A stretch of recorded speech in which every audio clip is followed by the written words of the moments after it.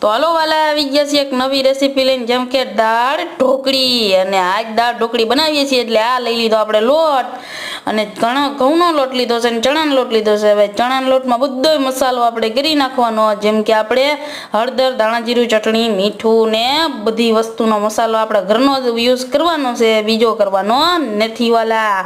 અને હવે આપણે એમાં નાખી દઉં હારી પર ધાણાભાજી નાખવી જરૂરી છે, કેમ કે સ્વાદ એનાથી જ આવે। અને આ નાખ્યો આપણે ગરમ મસાલો, અને આ નાખ્યું મોણ માટે તેલ। અને હવે આપણે હાઈ ક્લાસ મજાનો બાંધી લઈ લોટ। જો લોટ બંધાઈ ગયો, હવે હારી પર મોટી મોટી રોટલી વણી અને ચેકા કરી નાખવાના વાલા।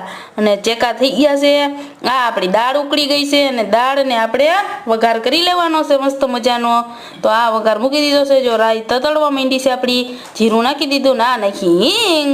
અને હવે આપણે બધાય મસાલા આખા હોય, મરચું ને લાલ મરચું તો નાખવું જરૂરી છે વાલા, મરચું નાખી અને તે પછી આપણે એમાં વઘાર મારી દેવાનો છે।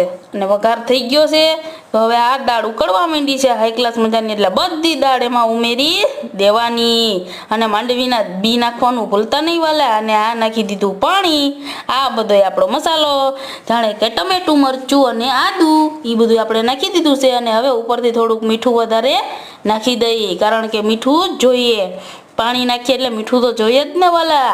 અને આ નાખ્યો ગરમ મસાલો ફરીથી આપણે, અને હવે ગરમ મસાલો નાખી દીધો। હવે પાછા બધા મસાલા ફરીથી રિટર્ન કરી લેવાના છે વાલા, જેમ કે હળદર, ધાણા જીરું એ નાખવું વધારે જરૂરી છે, એટલે આ નાખી દીધું છે બધું। અને હવે ઉપરથી નાખી દો ખાંડ। અને નવા હોય ચેનલમાં તો લાઈક, શેર ને સબસ્ક્રાઈબ જરૂરથી કરી લેજો વાલા।